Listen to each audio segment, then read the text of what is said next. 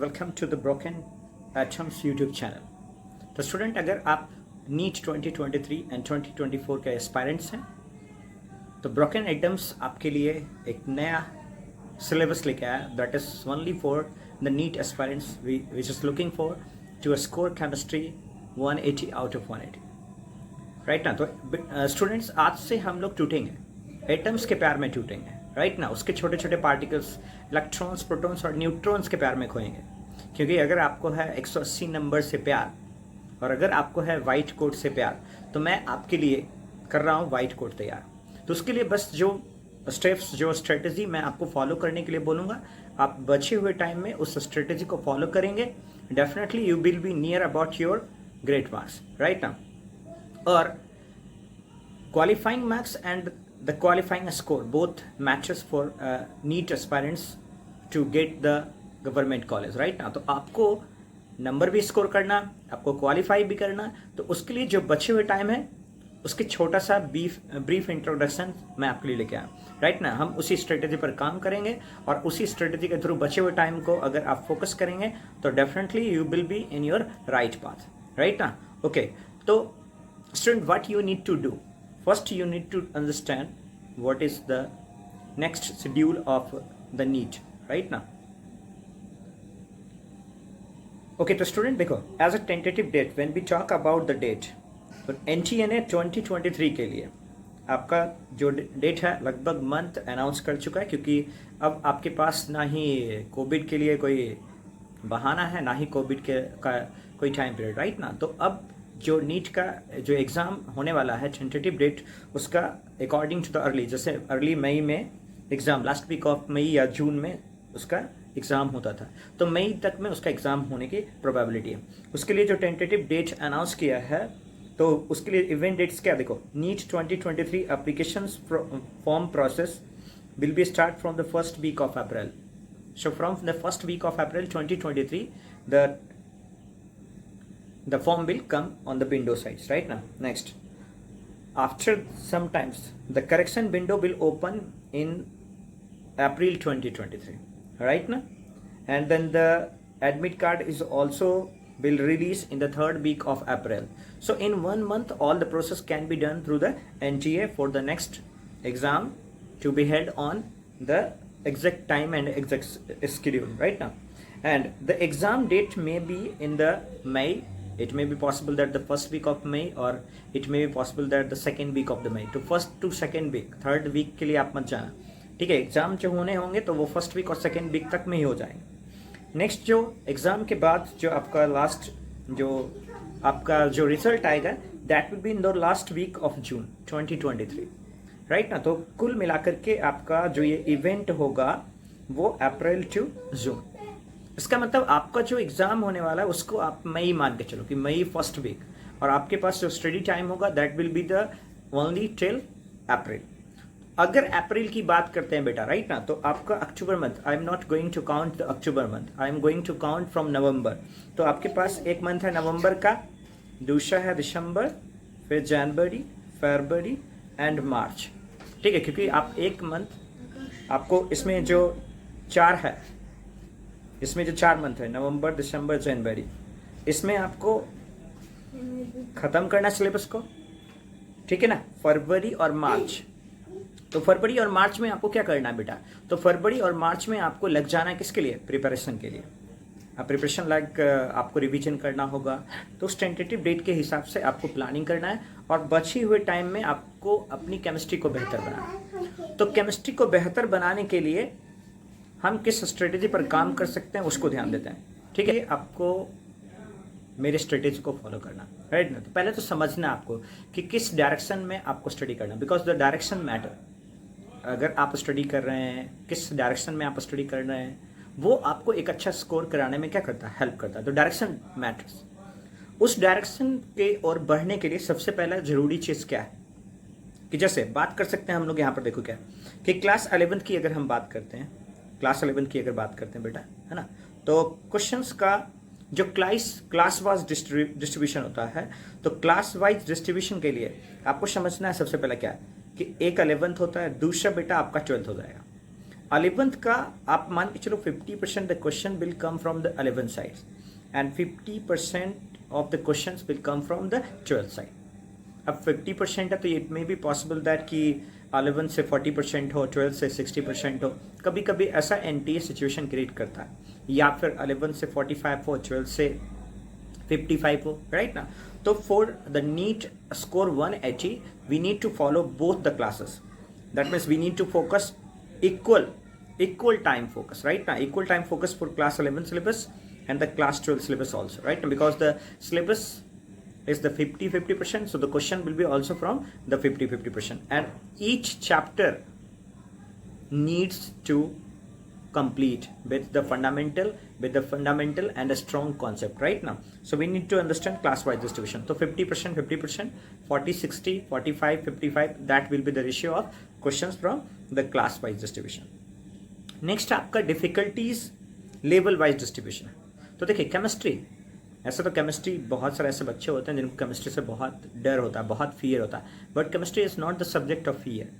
We can say that the chemistry is the subject of exception, right ना. And exception के साथ साथ हम कह सकते हैं केमिस्ट्री एक्सेप्शन को किनारे रख दो तो केमिस्ट्री बहुत आसान है ना.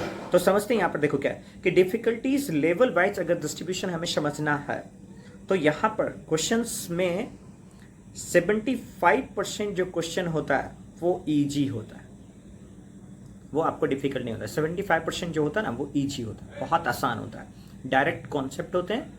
और अगर आपने थोड़ा बहुत स्टडी किया होगा, अगर आपने प्रैक्टिस किया होगा, या फिर आप अगर अपने टेस्ट सीरीज को फॉलो करते हैं तो ये 75% क्वेश्चन आपको ईजी लगेगा.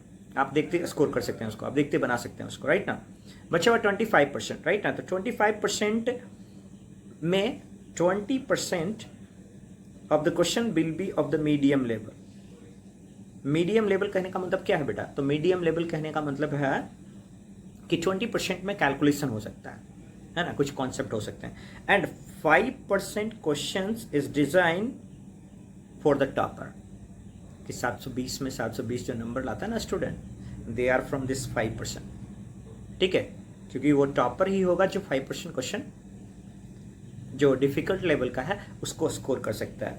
तो आपको यहाँ पर फोकस करना है, ये 5% पर तो आपको फोकस जरूर करना, राइट ना, because this 5% questions is only from the multiple concept. वो मल्टीपल कॉन्सेप्ट बेस हो सकता है कि एक की जगह पर मल्टीपल कॉन्सेप्ट के बेसिस पर कोई क्वेश्चन डिजाइन करेगा. लाइक जैसे इस साल, पिछले साल आपने देखा होगा कि एनटीए ने रीजनिंग और रिसर्जन के बहुत सारे क्वेश्चन डाले. तो रीजनिंग और रिसर्जन के क्वेश्चन से होते हैं वो बेटा आपको आपके टॉपर्स की ओर ले जाते हैं. तो ये 5% जो क्वेश्चन है they are the from difficulties level. Next, when we talk about the branch values, तो ब्रांच वैल्यू कहने का मतलब क्या? आपने पढ़ा होगा कि केमिस्ट्री को हम 3 सेगमेंट में डिवाइड कर सकते हैं, physical chemistry, inorganic chemistry and organic chemistry. अब देखिए एनटीए को ना, नीट को ना, आपको फिजिकल केमिस्ट्री से बहुत ज़्यादा स्नेह होता है, बहुत ज़्यादा प्यार नीट को. या फिर आप अगर जेई को भी देखेंगे, नीट जेई एडवांस को देखेंगे, वहाँ पर भी फिजिकल केमिस्ट्री से क्वेश्चंस रहते हैं. तो फिजिकल केमिस्ट्री मतलब ब्रांच वाइज चलेंगे अगर, तो फिजिकल केमिस्ट्री से 40% क्वेश्चन रह सकता है बेटा, 40%, ये 35 to 40% आपको सकता है, ठीक है. तो 40% क्वेश्चन जो रहेगा ब्रांच वाइज अगर हम चलें तो फिजिकल केमिस्ट्री से 40% क्वेश्चन रह सकता है. बचा हुआ 60% में 30% इनऑर्गेनिक केमिस्ट्री एंड 30% बेटा जी ऑर्गेनिक केमिस्ट्री हो सकता है. 30% का हो सकता है ऑर्गेनिक केमिस्ट्री और 30% इनऑर्गेनिक केमिस्ट्री. तो ये वाला चीज़ जो है आपको समझना है क्या, ब्रांच वैल्यू के हिसाब से. अब देखिए अगर आपको 180 स्कोर करना है, आपको टॉपर बनना है, तो टॉपर के हिसाब से आप क्या कर सकते हैं? देखें तो टॉपर के हिसाब से आपको समझना क्या चीज़, वो देखो. आपको सबसे पहले क्या, डेली आपको ज्वाइन करना है क्लास 8 to 9:30, मतलब मैं आपका 3 घंटे लूँगा, ठीक है ना. 8 to 9:30 for your class lecture and 1.5 hour for your study. जिसमें आपको क्या करना है वो मैं आपको आगे समझाने वाला हूँ, राइट ना. तो 8 to 9:30, तो 3 घंटे आपको केमिस्ट्री के लिए कम से कम देना पड़ेगा. 1.5 घंटे लाइव क्लास के लिए और 1.5 घंटे के लिए आपको करना होगा क्या, आपका self study, practice, DPP assignment. So you need to focus 3 hours for chemistry and similarly 3 hours for physics. तो 3 3 6 हो गया. एंड 3 घंटे आप बायोलॉजी को दे सकते हैं। तो 9 एंड 3 मतलब 9 hours is the sufficient time for the study, right ना, नीट के लिए आपको मैं बता रहा हूँ, राइट ना। अब आगे बढ़ते हैं, क्या स्ट्रेटेजी आपको फॉलो करना है, किस गोल पर आपको काम करना है, राइट ना, वो मैटर करता है बेटा। तो देखो क्या स्ट्रेटेजी फॉलो करना चाहिए आपको, उसके बारे में हम लोग बात करें।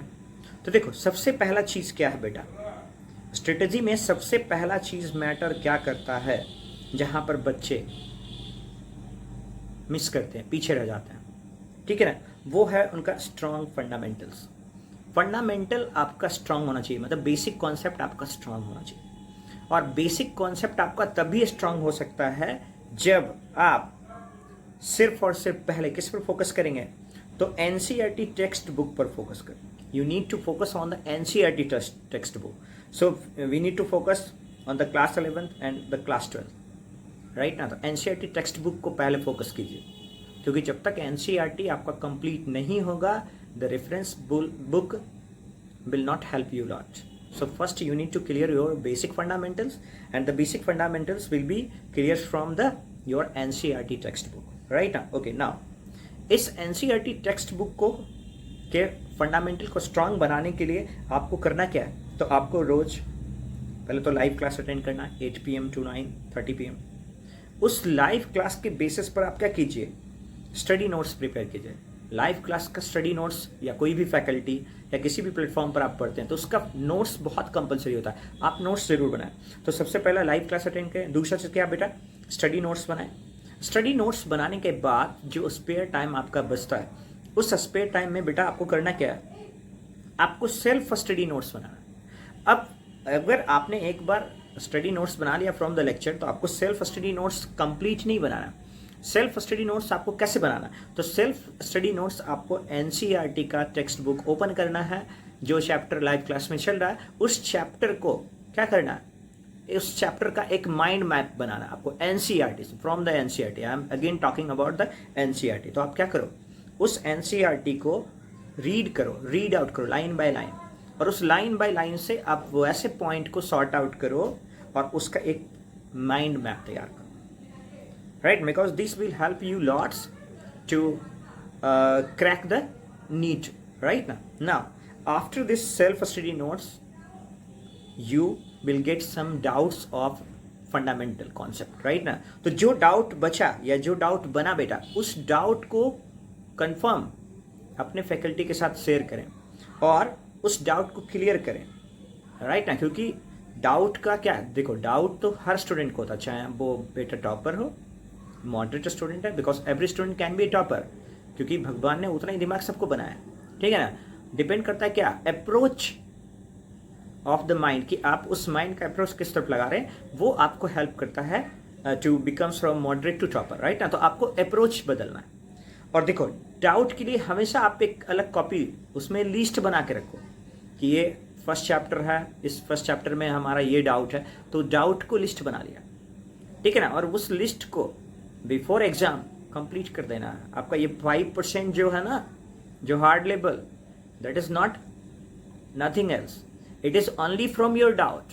जहाँ पर डाउट है वही आपका 5% है। तो उस डाउट के लिए ना आप एक अलग से छोटा सा एक नोटबुक परचेस करिए, उसमें सिर्फ डाउट का लिस्ट कॉन्सेप्ट लिखिए, ये डाउट है हमारा, और एक दूसरा नोटबुक बना लीजिए कि उसमें सारे डाउट्स आपके क्लियर होना चाहिए, राइट ना, ठीक है। ये स्ट्रेटजी आपको आपके फंडामेंटल को स्ट्रांग बना देगा, फिर आपको बेटा कोई नहीं रोकने वाला, आप फोड़ देंगे एग्जाम को, राइट ना। आगे देखो क्या करना है आपको, आगे आपको समझना है कि क्या किस स्ट्रेटजी पर आगे हम काम कर सकते हैं। तो आगे की स्ट्रेटजी है बेटा हमारा क्या, तो देखो अब हमें करना क्या है, now we need to focus on the practice, right ना। Without practice you can't do anything, right ना। आपने पढ़ा भी होगा, प्रैक्टिस मेक्स परफेक्ट, राइट ना। प्रैक्टिस जो होता है ना वो परफेक्ट बनाता है आपको। तो प्रैक्टिस कैसे करना, प्रैक्टिस के लिए आपको क्या करना, देखो again now we are talking about the NCERT text book, ठीक है ना। और उसके लिए खास बात, do not mug up the concept. आप बार बार उसको याद मत करते रहिए कि अच्छा मोलैरिटी है तो उसके डेफिनेशन को रटते रह गए, मोलैरिटी है उसके डेफिनेशन को रटते रह गए, राइट ना। रेजोनेंस है, इंडक्टिव इफेक्ट है, आइसोमेरिज्म है, उसको रटते मत रहिए। Do not mug up the concept. Her bar concept को आपको मग नहीं करना, राइट ना। क्या करना है आपको, आपको सॉल्व करना है। क्या सॉल्व करना है, तो एनसीईआरटी के जो एक्सरसाइज क्वेश्चंस हैं आप उसको सॉल्व करना है। तो एनसीईआरटी के क्वेश्चंस को आपको सॉल्व करना है। दूसरा, जो आपको ब्रोकन एटम्स के तरफ से जो डीपीपी मिलेगा, जो असाइनमेंट मिलेगा, उस डीपीपी और असाइनमेंट को सॉल्व करना, राइट ना। सॉल्व करने के बाद जब आपने एनसीईआरटी का एक्सरसाइज प्रैक्टिस किया, जब आपने डीपीपी और असाइनमेंट का प्रैक्टिस किया, तो इस प्रोसेस के बाद आपको कुछ डाउट्स बनेंगे। जो डाउट्स एक्सरसाइज से होगा, न्यूमेरिकल से होगा, कॉन्सेप्ट से होगा, राइट ना। उस डाउट को आप डिटेल सॉल्यूशन तैयार कीजिए। डाउट को कहीं से भी रहने मत दीजिए, उस डाउट का क्या कीजिए, एक डिटेल सॉल्यूशन तैयार कीजिए, राइट ना। तो डाउट का एक डिटेल सॉल्यूशन कंपलसरी है, ये बहुत कंपलसरी है। आगे बेटा देखो, इतना करने के बाद आपको क्या करना, राइट ना। तो इतना करने के बाद आपको करना है बेटा क्या, अब जब आपका हर एक चैप्टर का एनसीईआरटी एक्सरसाइज कंप्लीट हो जाए, then you go for the right study material. ठीक है ना। राइट स्टडी मटेरियल कहने का मतलब क्या है, उसको ध्यान से थोड़ा समझिएगा। बच्चे यहाँ पर सबसे ज़्यादा मिस करते हैं। राइट स्टडी मटेरियल का मतलब होता है क्या, कि हमने मार्केट से बहुत सारे बुक परचेज कर लिए, रेफरेंस बुक, मैं नाम नहीं लूँगा किसी का, राइट ना। आपने बहुत सारे रेफरेंस बुक परचेज कर लिया, ठीक है, और सेम चैप्टर को आपने बुक ए से भी पढ़ लिया, सेम चैप्टर बुक बी से, सेम चैप्टर बुक सी से। अगर एक ही चैप्टर को आप किसी मल्टीपल बुक से पढ़ते हैं, इसका मतलब आप इंटेलिजेंट नहीं होने जा रहे हैं, you are wasting your time. So focus on only one reference book, यानी कि मल्टीपल रेफरेंस बुक, या फिर एक ही टॉपिक है या एक ही चैप्टर है, उसको अलग अलग प्लेटफॉर्म से सुन लिए, you are wasting your time. So time waste नहीं करो बेटा, you don't have to enough time कि एक ही चीज़ को बार बार आप अलग अलग जगहों पे जाके सुनते हो, ये बिल्कुल भी आपका वेस्टेज ऑफ टाइम। आप जिसका भी यूट्यूब फॉलो करो, आप फॉलो करो, एक फॉलो करो, राइट ना। कंसिस्टेंसी में उसको पूरा, उनके या हमारे किसी भी लेक्चर को, लेक्चर नंबर 1 से लेक्चर नंबर आखिरी तक सुनो, before till your exam, then your mission will be complete. आप क्या करते हैं, पता चलता है क्या कि इधर से रेजोनेंस नहीं समझ में आया, उधर रेजोनेंस पढ़ लिए, फिर रेजोनेंस उधर भी कुछ समझ में नहीं आया, दूसरी जगह पढ़ लिए। You are wasting your time. Instead of the mug up the concept, you need to go for the practice. You need to go for the solving questions. Previously asked question, right now. So do not try to mug up with the concept. Try to practice with the questions, right now. That will helps you a lot. And do not go for the multiple reference book. Go for only one book, या फिर only one study material that is assigned by either your faculty, either by the broken items, right now. So first you have to do what? अगर आप हमारे channel को follow करते हैं तो I will provide you the study materials that is completely based on your JEE और NEET syllabus, right ना। So उस स्टडी मटेरियल को फॉलो करना फ्रॉम ए टू बी, मैंने पहले बोला। नाउ सबसे मेन चीज़ क्या है जहाँ पर बच्चे भागते हैं, एंड वो चीज़ है क्या, इवैल्यूएशन। आप खुद की वैल्यू को आइडेंटिफाई कीजिए कि आपने अगर स्टडी किया, आपने एक्सरसाइज बनाया, आपने कॉन्सेप्ट को थोड़ा बहुत मगअप किया, आपने प्रैक्टिस किया, तो उसका चैप्टर वाइज टेस्ट अटेंड कीजिए। It is very compulsory. आप चैप्टर सोचते ही छोड़ना, एक चैप्टर दूसरे चैप्टर में टेस्ट दे देंगे, पहला और दूसरा दोनों कंबाइन करके, ठीक है ना। तो क्या होता है कि अगर एक मान के चलो क्या, एक कोई ग्लास है, और उस ग्लास पर मान के चलो ना, ग्लास है, कांच की बात करो मैं, उसका एक वेट को होल्ड करने का कैपेसिटी है। तो आपने मान लो उस पर सडनली ज़्यादा वेट दे दिया तो क्या होगा, टूट जाएगा। सो वो सेम चीज़ है, हमारे ब्रेन के साथ भी सेम चीज़ है, ठीक है ना। आप सडनली ग्लास में आप एक गिलास पानी आज भर दो, एक गिलास पानी कल भर दो, एक गिलास पानी परसों भर दो, एक गिलास पानी रोज आप ग्लास में भर सकते हो। एक ही दिन आप चाहोगे 3 गिलास पानी एक ही ग्लास में भर दें, it is not possible. So you need to follow your test, right now chapter wise test is very compulsory for you. Then after go for the unit test and then jump into the mock test, right now आप पहले ही mock test में कूद जाइएगा ना, चकनाचूर हो जाइएगा, right now. So you don't need to चकनाचूर, right now. आपको चकनाचूर नहीं होना, आपको क्या होना है, आपको चैप्टर वाइज टेस्ट अटेंड करना है, आपको यूनिट वाइज टेस्ट अटेंड करना। After that you have to enters into the mock test, right ना। So these are the evaluation properties, right now, which will help you to score 180 out of 180. I am damn sure if you will follow this concept, this strategy, definitely you will be the master of chemistry, and I will be with you right now in during this time period. Okay, now अब बात करता हूँ मैं ऐसा क्यों बोल रहा हूँ, बिकॉज 2022 का एग्ज़ाम बेटा मैंने भी दिया, ठीक है ना, and I am the faculty of chemistry. So we can say that I got 97.9 percentile in this NEET 2023. If you will ask for the roll number, I will share with you right now. But I don't want to try. I don't want to right now declare my rank with you. But if you will ask for the roll number, I will be share with you. You can check the roll number and my whole detail. My name is Praveen Kumar right now, and rest my study will be the best introduction for you. Okay now. अब देखिए strategy में इन सारी strategy को मैं आपने video सुना 10 minute 15 minute का सुना वो फोड़ देंगे, ऐसा एक्साइटमेंट आपके अंदर घुस गया है ना, आपने उसके लिए एक स्केड्यूल भी बना लिया, ठीक है. बिना स्केड्यूल का आप कुछ नहीं कर सकते राइट ना, तो आपने एक स्केड्यूल बना लिया, ठीक है. उस स्केड्यूल को आप 1 महीने तक फॉलो किए, फिर कंसिस्टेंसी नहीं रखे तो कोई फायदा नहीं उस स्केड्यूल का. आप अगर कोई स्केड्यूल बनाते हैं तो उस स्केड्यूल को फॉलो कीजिए from A to B, from A to Z, right ना, because the consistency is very compulsory, right ना. तो अभी से बेटा अगले समय तक इन सभी स्ट्रेटेजी को दिमाग में रखते हुए आपको क्या करना है, आपकी स्टडी को बेहतर बनाने के लिए खुद भी जुड़ना है, मेरे से भी जुड़ना है, और मैं आपके लिए जुड़ रहा हूँ राइट ना. और अगले साल मैं भी बेटा आपके साथ रहूँगा एंड हम दोनों मिल करके नीट का एग्जाम क्लियर करेंगे राइट ना. जो बच्चा नीट क्लियर करना चाहता है, केमिस्ट्री में 180 आउट ऑफ 180 स्कोर करना चाहता है, you can join with me right ना. ओके नाउ नेक्स्ट बेटा मैं उनके लिए एक कोट लिखा हूँ, ठीक है. This is written by me only. जिनको लगता है क्या कि यार मेरे पास तो कुछ है नहीं, I don't have the enough resources, you don't have the enough संसाधन, हिंदी में जिसको बोलते हैं कि हमारे पास तो संसाधन की कमी है. आपने अक्सर सुना होगा बच्चों को सुनते हुए संसाधन की कमी. यार you are the student and you don't have any other works other than your study.